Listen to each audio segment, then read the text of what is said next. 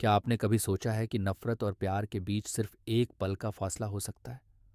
आज हम आपको एक ऐसी कहानी सुनाने जा रहे हैं जो आपको अंदर तक झकझोर देगी। एक पिता जिसका दिल प्यार और बलिदान से भरा था, और उसका बेटा जो उसे कभी समझ ही नहीं पाया। क्या होता है जब सच सामने आता है लेकिन तब तक बहुत देर हो चुकी होती है? क्या मनु अपने पिता के बलिदान को समय पर समझ पाएगा, या फिर पछतावे की आग में जलता रहेगा? इस कहानी में छिपा है एक ऐसा राज जो आपके दिल को छू जाएगा और आपको सोचने पर मजबूर कर देगा। तो बने रहिए हमारे साथ, क्योंकि आगे जो होने वाला है वो आपको एक नई सोच के साथ छोड़ जाएगा। एक गांव में रामू नामक एक बहुत ही भोला, दयालु और मेहनती आदमी रहता था। उसकी एक पत्नी रेखा और एक बेटा मनु था। उनके पास थोड़ी सी खेती लायक जमीन थी, जिसमें उनके परिवार का गुजारा हो जाता था। रामू का बेटा मनु अपने पिता से बहुत नफरत करता था, क्योंकि वह उसे बाहर दूसरे बच्चों के साथ खेलने नहीं देते थे। इसके अलावा रामू खेतों में काम की वजह से हमेशा धूल मिट्टी से भरे कपड़े पहनता था, और उसकी एक आंख भी नहीं थी। इसलिए मनु अपने पिता को पसंद नहीं करता था। एक बार जब मनु स्कूल जा रहा था तो उसका टिफिन घर पर रह गया। वह बिना टिफिन के ही स्कूल चला गया। रामू जब खेतों से काम करके घर आया तो उसे यह पता चला। वह बिना खाना खाए तुरंत अपने बेटे के पास टिफिन देने चला गया। जब रामू अपने बेटे मनु के पास पहुंचा तो मनु अपने पिता पर गुस्सा हो गया और चिल्लाते हुए बोला, मैं आपको कितनी बार मना कर चुका हूं, फिर भी क्यों स्कूल आते हो? मेरे दोस्त मेरा मजाक उड़ाते हैं। रामू चुपचाप टिफिन देकर उदास चेहरे के साथ घर लौट आया। जब उसकी पत्नी रेखा को इस बारे में पता चला तो उसने रामू से पूछा कि उसने बेटे को कुछ क्यों नहीं कहा। तब रामू ने जवाब दिया, वह अभी छोटा है, जब बड़ा होगा तो धीरे धीरे सब समझ जाएगा।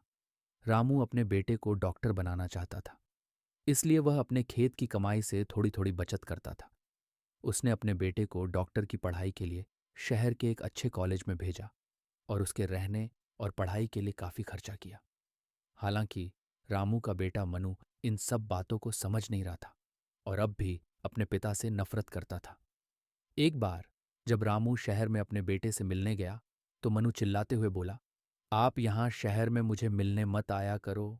आपकी यह हालत देखकर मेरे दोस्त मेरा मजाक उड़ा सकते हैं और मेरी इज्जत भी जा सकती है। इस बात से रामू बहुत दुखी हुआ। वह उदास होकर घर लौट आया और अपनी पत्नी को सारी बातें बताईं। उसने कहा कि अब वह कभी भी अपने बेटे से मिलने नहीं जाएगा।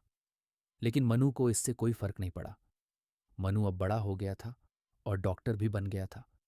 शहर में नौकरी मिल गई थी और उसने एक लड़की से शादी भी कर ली थी। दोनों को एक लड़का भी हुआ था, लेकिन उसने अपने परिवार को इस बारे में नहीं बताया, और न ही कभी गांव में माता पिता से मिलने गया था। वह अब भी अपने पिता से वैसी ही नफरत करता था। इस तरफ उसके माता पिता काफी परेशान रहते थे और अपने बेटे को याद करते थे। एक दिन रामू की पत्नी ने उसे अपने बेटे से मिलने जाने के लिए कहा। उसने कहा कि अब उसका बेटा बड़ा और समझदार हो गया होगा, इसलिए उसने नफरत करना छोड़ दिया होगा। आप एक बार उसे मिल आइए। रामू पहले तो मना ही कर देता है, लेकिन अपनी पत्नी के बहुत कहने पर वह तय करता कि वह जाएगा। जब रामू अपने बेटे के घर पहुंचाता है तब उसे देखकर उसके बेटे मनु का बेटा डर जाता है और रोने लगता है। ये देखकर मनु अपने पिता पर गुस्सा हो जाता है और चिल्लाते हुए बोलाता है, मैंने आपको मना किया था कि आप मुझसे मिलने मत आइए, फिर भी आप ऐसे कपड़ों में मिलने चले आए। अभी के अभी आप चले जाइए। रामू को यह सब सुनकर बहुत दुख हुआ और वह रोते हुए वापस चला गया।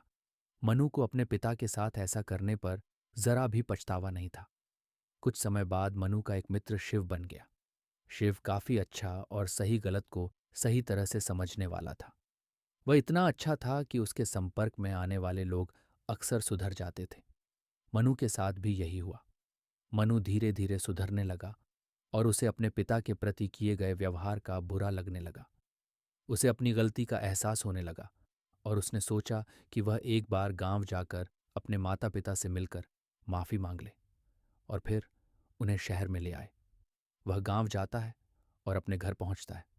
वहां उसे अपनी माँ मिलती है, जो उसे देखकर रोने लगती है। माँ और बेटा एक दूसरे से मिलकर खुश भी होते हैं और रोते भी हैं। फिर मनु अपनी माँ से अपने पिता के बारे में पूछता है तो उसकी माँ बताती है कि उसके पिता 1 साल पहले गुजर गए हैं। ये जानकर मनु को बहुत दुख होता है, लेकिन उससे भी ज्यादा दुख तब होता है जब उसकी माँ उसे बताती है कि उसके पिता की एक आंख कैसे चली गई। उसकी माँ कहती है, बेटा, जिस पिता को तुम बचपन से नफरत करते हो, तुम्हें पता है आज तुम्हारी दोनों आंखें उनकी वजह से ठीक हैं। जब तुम बचपन में गिल्ली डंडा खेल रहे थे, तब तुम्हारी आंख में गिल्ली लगने से तुम्हारी आंख खराब हो गई थी। तुम्हारे पिता ने अपनी एक आंख निकाल कर तुम्हें दी थी ताकि तुम ठीक रहो। सिर्फ इतना ही नहीं, जब तुम पढ़ रहे थे तब भी तुम्हारे पिता ने पैसे भेजा करते थे और कहा करते थे कि जब मेरा बेटा बड़ा होगा तो वह डॉक्टर बन जाएगा और मेरी आंख का इलाज कर देगा। इसलिए मुझे अभी आंख के इलाज की कोई ज़रूरत नहीं है। यह सब सुनकर मनु गहरे सदमे में चला जाता है और बहुत रोता है। वह भगवान से कहता है, हे भगवान, मैंने यह क्या गलती कर दी। मैं कितना दुर्भाग्यशाली पुत्र हूं जो अपने पिता के जीवित रहते हुए उन्हें सही सम्मान नहीं दे सका, बल्कि उल्टा उन्हें गलत समझा रहा। मनु बहुत ही दुखी होता है।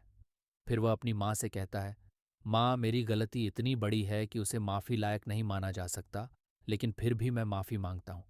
मैं चाहता हूँ कि आप मेरे साथ चलें ताकि मैं आपकी सेवा कर सकूं और जितना हो सके आपकी परेशानी को कम कर सकूं। फिर मनु अपनी माँ को लेकर शहर में चला जाता है। दोस्तों, इस कहानी ने हमें एक बेहद महत्वपूर्ण सीख दी है। हमारे माता पिता का प्यार और बलिदान अक्सर हमारी समझ से परे होते हैं। मनु की तरह हम कभी कभी अपने स्वार्थ और गलत फहमियों में इतने डूब जाते हैं कि उन लोगों की कद्र नहीं कर पाते जो हमारे लिए सब कुछ कुर्बान कर देते हैं। इस दुनिया में बहुत सी बातें देर से समझ में आती हैं, लेकिन कुछ चीज़ें ऐसी होती हैं जिन्हें समझने में देर हो जाए तो पछतावे के अलावा कुछ हाथ नहीं आता। इसलिए अपने माता पिता के प्यार को समझिए, उनकी इज्जत कीजिए और उन्हें वह सम्मान दीजिए जिसके वे हकदार हैं। आज, अभी, क्योंकि कल कभी कभी बहुत देर हो जाती है।